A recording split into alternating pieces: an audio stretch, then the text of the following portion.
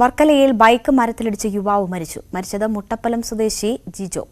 വർക്കല ചേന്നൻകോട് വെച്ചായിരുന്നു അപകടം. ജിജോയ്ക്കൊപ്പം സഞ്ചരിച്ച സുഹൃത്ത് ഗുരുതരാവസ്ഥയിൽ മെഡിക്കൽ കോളേജ് ആശുപത്രിയിൽ ചികിത്സയിലാണ്. തൃശൂർ അയ്യന്തോളിൽ തോരണത്തിലെ നൂൽ കഴുത്തിൽ കുരുങ്ങിയ അഭിഭാഷകയ്ക്ക് പരിക്ക്. അഭിഭാഷകയും സാമൂഹ്യ പ്രവർത്തകയുമായ കുക്കു ദേവകിക്കാണ് പരിക്കേറ്റത്. കോടതിയിലേക്ക് സ്കൂട്ടറിൽ വരുന്നതിനിടെയായിരുന്നു അപകടം. അയ്യന്തോളിൽ റോഡ് സൈഡിലും ഡിവൈഡറിന് മുകളിലുമായി കെട്ടിയിരുന്ന തോരണമാണ് അപകടക്കെണിയായത്. പ്ലാസ്റ്റിക് വയറായിരുന്നു നൂലായി ഉപയോഗിച്ചിരുന്നത്. കണ്ണൂർ വിമാനത്താവളത്തിൽ 34 ലക്ഷം രൂപയുടെ സ്വർണവുമായി ഒരാൾ പിടിയിൽ. കോഴിക്കോട് മേപ്പയൂർ സ്വദേശി അബ്ദുൾ ഷബീറാണ് പിടിയിലായത്. ഷാർജയിൽ നിന്നെത്തിയ എയർ ഇന്ത്യ എക്സ്പ്രസ് വിമാനത്തിലാണ് സ്വർണം കൊണ്ടുവന്നത്. 650 ഗ്രാം സ്വർണം കടത്താനായിരുന്നു ശ്രമം. തിരുവനന്തപുരം വെമ്പായത്ത് വിജിലൻസ് സിഐയെ സംഘം ചേർന്ന് മർദ്ദിച്ചു. വിജിലൻസ് സിഐ യഹിയ ഖാനാണ് മർദ്ദനമേറ്റത്. വിവാഹ വാർഷിക പാർട്ടിക്കെത്തിയവർ സിഐയുടെ വീടിന്റെ ഗേറ്റിന് കുറുകെ വാഹനമിട്ടതിനെ ചൊല്ലിയുള്ള തർക്കം മർദ്ദനത്തിൽ കലാശിക്കുകയായിരുന്നു. സംഭവത്തിൽ 5 പേരെ അറസ്റ്റ് ചെയ്തു.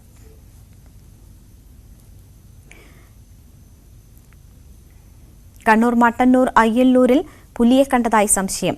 റബ്ബർ ടാപ്പിംഗിന് പോയ പ്രദേശവാസിയാണ് പുലിയെന്ന് സംശയിക്കുന്ന ജീവിയെ കണ്ടത്.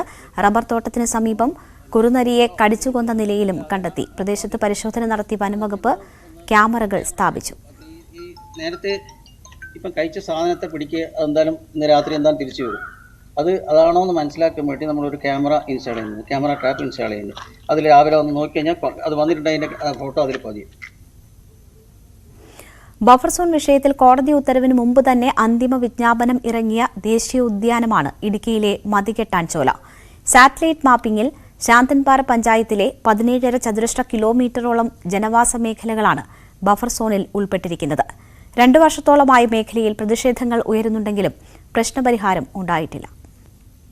ജനവാസ മേഖലകളെ ബഫർ സോണിൽ നിന്നൊഴിവാക്കാൻ ഇടപെടലുണ്ടാകുമെന്ന സർക്കാർ വാഗ്ദാനമുണ്ടെങ്കിലും 2 വർഷം മുൻപ് അന്തിമ വിജ്ഞാപനം പ്രഖ്യാപിച്ച മതികെട്ടാൻചോലയിലെ ആശങ്കകൾ പോലും ഇതുവരെ പരിഹരിക്കാനായിട്ടില്ല. നിലവിലെ സാറ്റലൈറ്റ് മാപ്പിൽ ജനവാസ മേഖലകൾ ദേശീയോദ്യാനത്തിനുള്ളിൽ ഉൾപ്പെട്ടിട്ടുണ്ട്. തോട്ടം, കാർഷിക മേഖലകളും ബഫർ സോണിലാണ്. ഇക്കാര്യങ്ങൾ കേന്ദ്ര സംസ്ഥാന സർക്കാരിനെയും ഉന്നതാധികാര സമിതിയെയും അറിയിക്കുന്നതിനായി കഴിഞ്ഞ ദിവസം ശാന്തൻപാറ പഞ്ചായത്തിൽ സർവകക്ഷി യോഗം ചേർന്നിരുന്നു.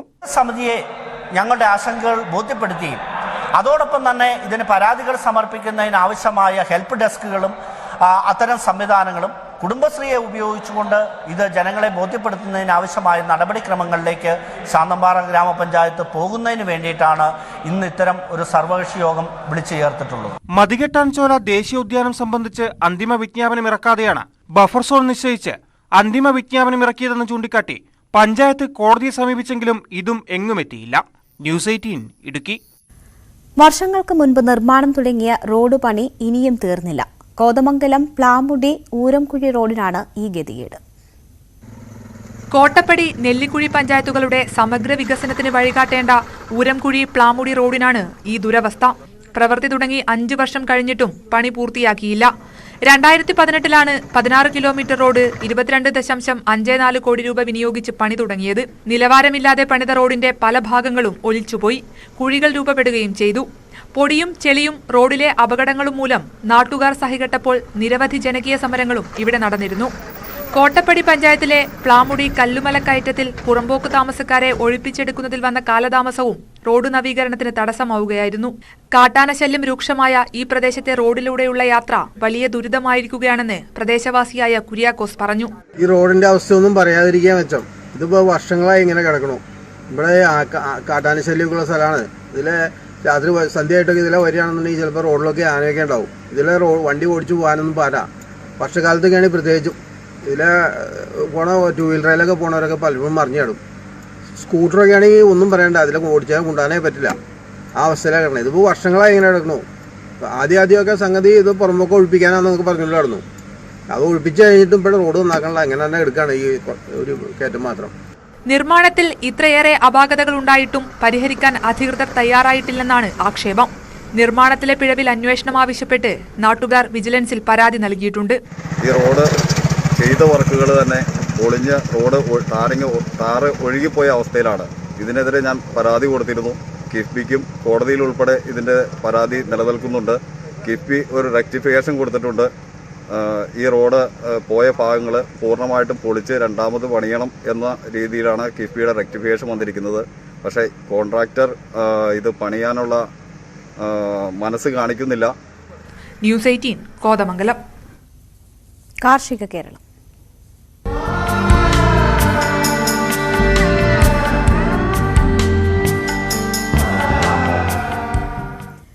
ജീവകാരുണ്യ പ്രവർത്തനങ്ങളുടെ ധനസമാഹരണത്തിനായി നടത്തുന്ന മുളക് കൃഷിയിൽ മിന്നും വിജയം. Palakkad Chalissery Perumannur PFA arts and sports ക്ലബിന്റെ നേതൃത്വത്തിലാണ് കൃഷി നടത്തിയത്.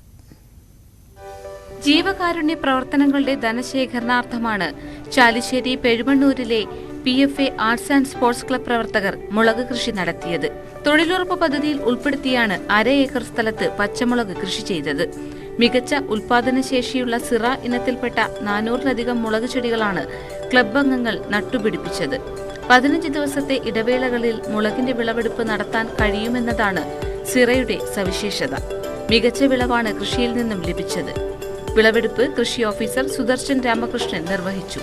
4 പതിറ്റാണ്ട് പിന്നിടുന്ന ക്ലബ് ജീവകാരുണ്യ പ്രവർത്തനങ്ങൾക്കായി നിരവധി പേരാണ് കൈകോർക്കുന്നത്. ന്യൂസ് 18 പട്ടാമ്പി. വടകര വള്ളിയാട് വീട്ടിൽ നിന്ന് കുടിയിറക്കപ്പെട്ട കുടുംബത്തിന്റെ സമരപ്പന്തൽ KK രമ MLA സന്ദർശിച്ചു. വള്ളിയാട്ടെ മായൻകുട്ടിക്കാണ് വീട്ടിൽ നിന്ന് ഒഴിയേണ്ടി വന്നത്. ഇവർ 9 ദിവസമായി വീടിന് മുന്നിൽ പന്തൽ കെട്ടി സമരം ചെയ്യുകയാണ്.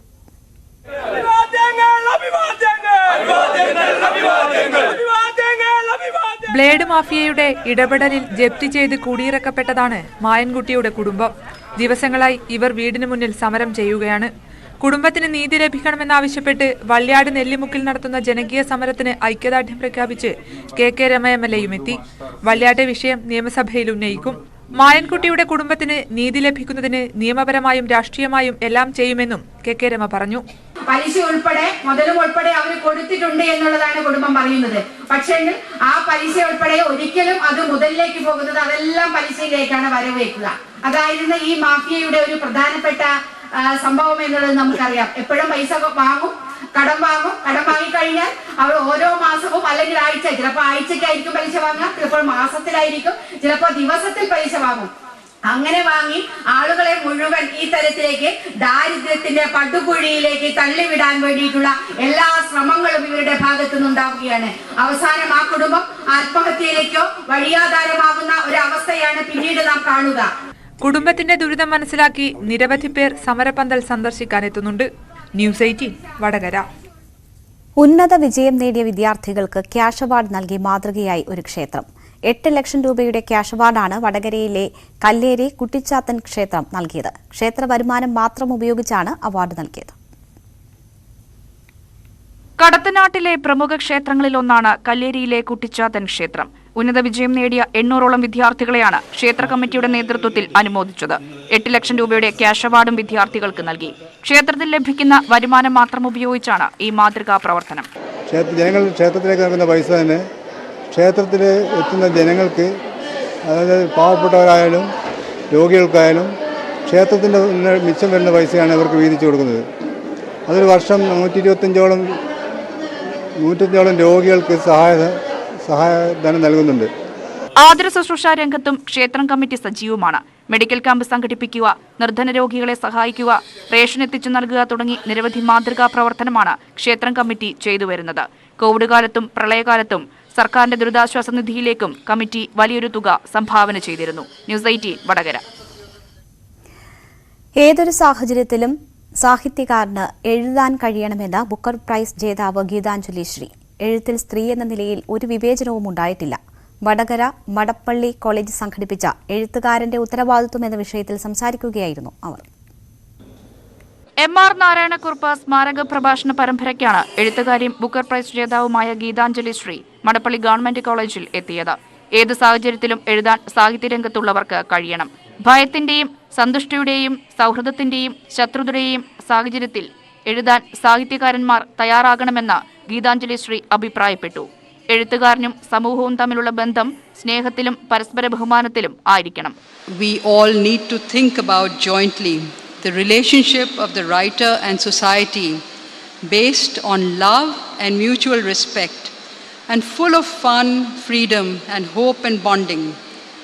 Sensitivity, not censorship, guiding it. വിദ്യാർത്ഥികളുമായി സംവാദം നടത്തിയ ഗീതാഞ്ജലി സ്ത്രീ എന്ന നിലയിൽ തനിക്ക് എഴുത്തിൽ വിവേചനം അനുഭവപ്പെട്ടിട്ടില്ലെന്നും വ്യക്തമാക്കി. ഡോക്ടർ കെ അരുൺലാലായിരുന്നു പരിപാടിയുടെ മോഡറേറ്റർ. മുൻ MLA CK നാണു പ്രഭാഷണ പരമ്പര ഉദ്ഘാടനം ചെയ്തു. ന്യൂസ് 18 വടകര. ക്രിസ്മസ് അടുത്തതോടെ ഗ്രാമ നഗര വ്യത്യാസമില്ലാതെ കരോൾ സംഘങ്ങളും സജീവമായി. കോവിഡ് ഇടവേളയ്ക്ക് ശേഷം എത്തിയ ക്രിസ്മസ് കാലം ആഘോഷമാക്കുകയാണ് കരോൾ സംഘങ്ങൾ.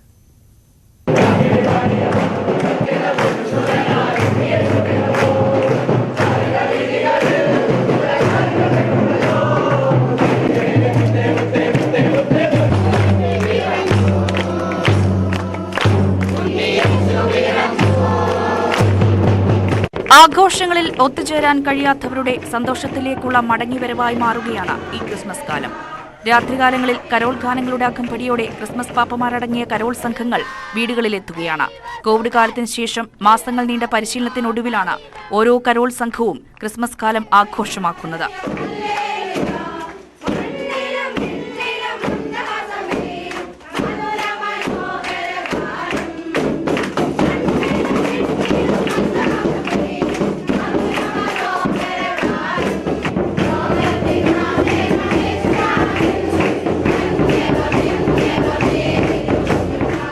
ക്രിസ്മസിന്റെ വരവറിയിച്ചും ക്രിസ്തുവിന്റെ സന്ദേശങ്ങൾ മറ്റുള്ളവരിലേക്ക് പകർന്നു നൽകിയുമാണ് കരോൾ സംഘങ്ങൾ വീടുകളിൽ നിന്നും മടങ്ങുന്നത്. സ്ത്രീകളും കുട്ടികളും മുതിർന്നവരും മടങ്ങുന്നതാണ് ഓരോ കരോൾ സംഘങ്ങളും. 2 വർഷക്കാലം കോവിഡിന്റെ പശ്ചാത്തലത്തിൽ അടയ്ക്കപ്പെട്ട ഭവനങ്ങളിലായിരുന്ന എല്ലാവർക്കും പുറത്തിറങ്ങി സന്തോഷത്തോടെ പാടി ദൈവത്തെ മഹത്വപ്പെടുത്തുവാനും ക്രിസ്തുനാഥന്റെ ജനന പെരുന്നാളിൻ്റെ സന്തോഷം പങ്കുവെടുവാനും കഴിയുന്ന അവസരം വലിയൊരു സന്തോഷത്തിന്റെ അനുഭവമാണ്. ന്യൂസ് 18 പത്തനംതിട്ട. നാട്ടിൻപുറങ്ങളിൽ നിന്നും അപ്രത്യക്ഷമായ സൈക്കിൾ സർക്കസ് വീണ്ടും കാണാനായതിന്റെ സന്തോഷത്തിലാണ് കണ്ണൂരിലെ ജനങ്ങൾ. കർണാടകത്തിൽ നിന്നെത്തിയ രാജുവും ഭാര്യയുമാണ് അഭ്യാസ പ്രകടനങ്ങൾ കൊണ്ട് കാണികളെ പിടിച്ചിരുത്തിയത്.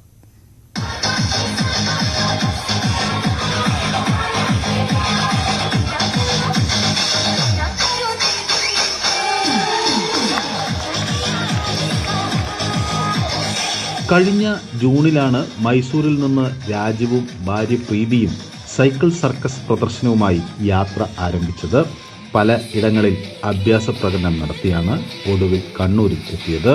ഒരു കാലത്ത് കേരളത്തിന്റെ നാട്ടിൻപുറങ്ങളിൽ സാധാരണയായിരുന്ന സൈക്കിൾ സർക്കസ് വീണ്ടും മടങ്ങിയെത്തിയപ്പോൾ അത് നാട്ടുകാർക്കും വിസ്മയമായി.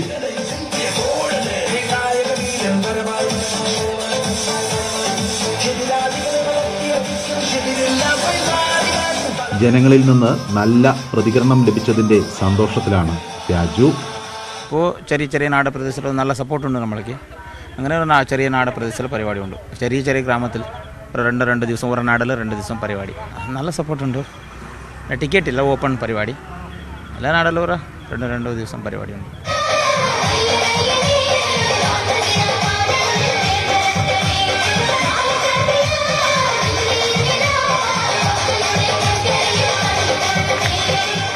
രാജു ഉൾപ്പെട്ട ചാമുണ്ടേശ്വരി സൈക്കിൾ സർക്കസിന് ഇത്തരത്തിലുള്ള 4 സംഘങ്ങളുണ്ട്. 8 വർഷമായി പ്രകടനങ്ങൾ ആരംഭിച്ചിട്ട്. ഓരോ സ്ഥലത്തെയും സാംസ്കാരിക സ്ഥാപനങ്ങളുടെ സഹായത്തോടു കൂടിയാണ് പ്രദർശനങ്ങൾ സംഘടിപ്പിക്കുന്നത്.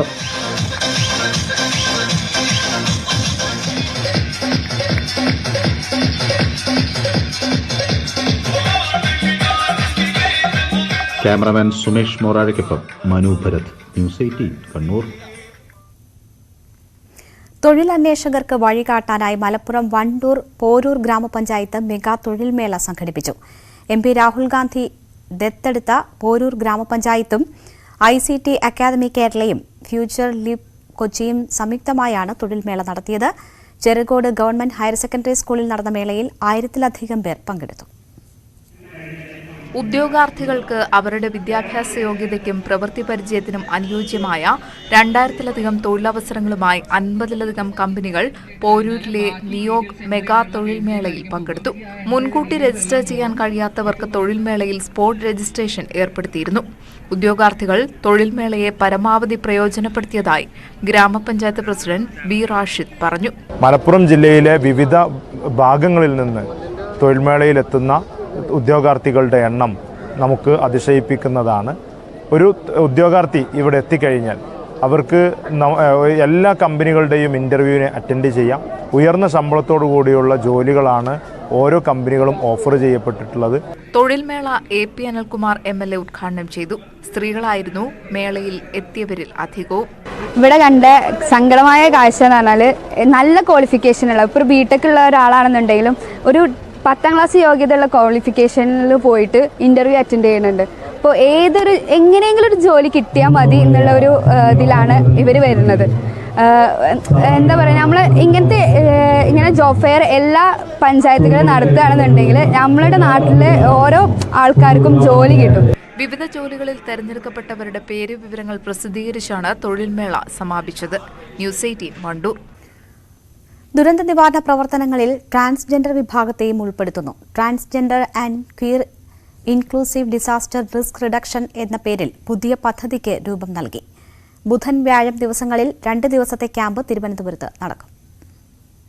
സാമൂഹ്യനീതി വകുപ്പുമായി ചേർന്നാണ് ദുരന്ത നിവാരണ അതോറിറ്റി ട്രാൻസ്ജെൻഡർ വിഭാഗത്തിനായി ദുരന്ത നിവാരണ പദ്ധതിക്ക് രൂപം നൽകുന്നത്.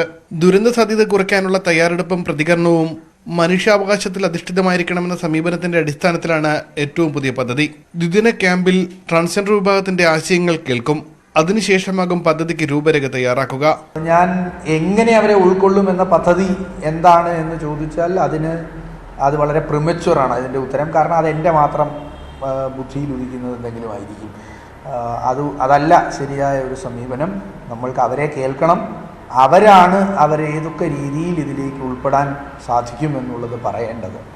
അത് അവരുടെ പ്രാവീണ്യങ്ങളും കഴിവുകളും ഒക്കെ മനസ്സിലാക്കിക്കൊണ്ടായിരിക്കണം. അപ്പോൾ അതിന് വേണ്ടിയിട്ടുള്ള ഒരു ഉൾക്കൊള്ളൽ പ്രക്രിയയുടെ ആരംഭമാണിത്. അതാണ് 21-ാം തീയതിയും 22-ാം തീയതിയും തിരുവനന്തപുരത്ത് വെച്ച് നടക്കുന്നത്. 2020 മലപ്പുറം ജില്ലാ ദുരന്ത നിവാരണ അതോറിറ്റി ദുരന്ത സാധ്യത കുറയ്ക്കുന്നതിന് ട്രാൻസ്ജെൻഡറുകൾക്കും ക്യൂറുകൾക്കുമായി പരിശീലന പരിപാടി നടത്തിയിരുന്നു. ഇതിന്റെ തുടർച്ചയായിട്ടാണ് സംസ്ഥാനതല പദ്ധതിക്ക് രൂപം നൽകുന്നത്. ന്യൂസ് 18 തിരുവനന്തപുരം. ഇടവേള.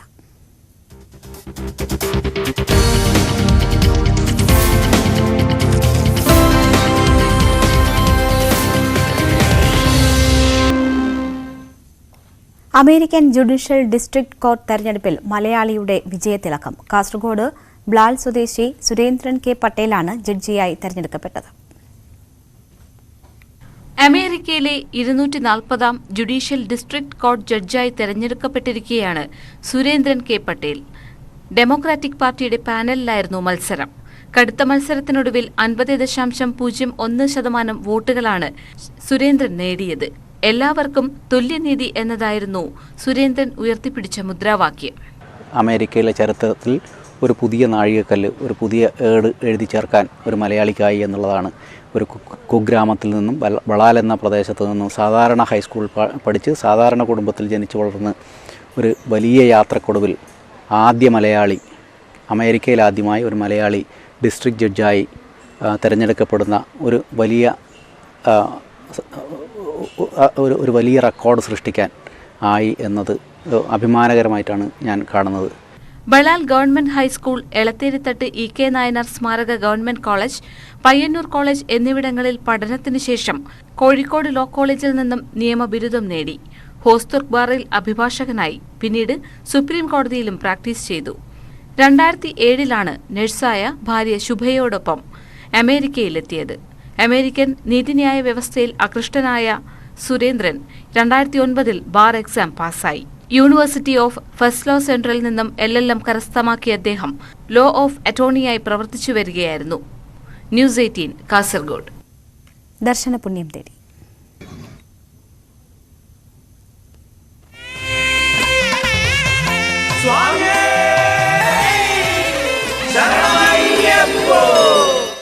ശബരിമല ദർശനത്തിനെത്തുന്ന സ്ത്രീകൾക്കും കുട്ടികൾക്കുമായി ഒരുക്കിയ പ്രത്യേക ക്യൂ സംവിധാനം ഫലപ്രദമെന്ന് തിരുവിതാംകൂർ ദേവസ്വം ബോർഡ്. ക്യൂ ഫലപ്രദമെങ്കിലും നടപ്പന്തലിന് പകരം മരക്കൂട്ടത്ത് നിന്ന് തുടങ്ങണമെന്നാണ് ദേവസ്വം ബോർഡിന്റെ നിലപാട്. ഒരു കുട്ടിക്കൊപ്പം ഒന്നിൽ കൂടുതൽ മുതിർന്നവരെ കയറ്റിവിടുന്നതിനോടും യോജിപ്പില്ലെന്ന് Devaswom board president K. Ananthagopan പറഞ്ഞു. ന്യൂസ് 18 വാർത്തയെ തുടർന്നാണ് കുട്ടികൾക്കായി പ്രത്യേക ക്യൂ സംവിധാനം ഏർപ്പെടുത്തിയത്.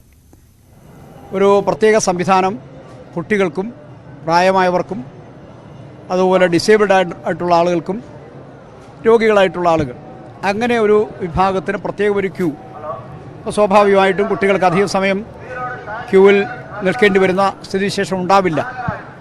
അതുപോലെ തന്നെ പ്രായമായവർക്കും രോഗികളായിട്ടുള്ള ആളുകൾക്കും അനായാസേന സന്നിധാനത്തേക്ക് എത്തിച്ചേരാൻ കഴിയുന്ന ഒരു സംവിധാനം എന്നുള്ള നിലയിലാണ് ഈ പ്രത്യേകമായ ക്യൂ സംവിധാനം ഏർപ്പെടുത്തിയത്. അതിപ്പോൾ 9ാമത്തെ ക്യൂ ആണ് ആ വിഭാഗത്തിന് വേണ്ടി പ്രത്യേകമായി മാറ്റിവെച്ചിരിക്കുന്നത്. കാസർഗോഡ് മുതൽ തിരുവനന്തപുരം വരെ സൈക്കിൾ യാത്രയുമായി photographer. All Kerala photographers association 38ാമത് സംസ്ഥാന സമ്മേളനത്തിന്റെ പ്രചാരണാർത്ഥമായിരുന്നു സൈക്കിൾ പര്യടനം. വടക്കഞ്ചേരി മേഖലാ പ്രസിഡന്റ് ഹരീഷ് അത്താണിയാണ് 5 ദിവസം കൊണ്ട് കാസർഗോഡ് നിന്ന് തിരുവനന്തപുരം വരെ സൈക്കിൾ ചവിട്ടിയത്. ഇന്നലെ ആരംഭിച്ച സമ്മേളനം നാളെ തിരുവനന്തപുരത്ത് സമാപിക്കും. ശ്രീ ഹരീഷ് അവരുടെ സംസ്ഥാന പ്രസിഡന്റ് പൊന്നാട അണിയിച്ച് സ്വീകരിക്കുന്നു.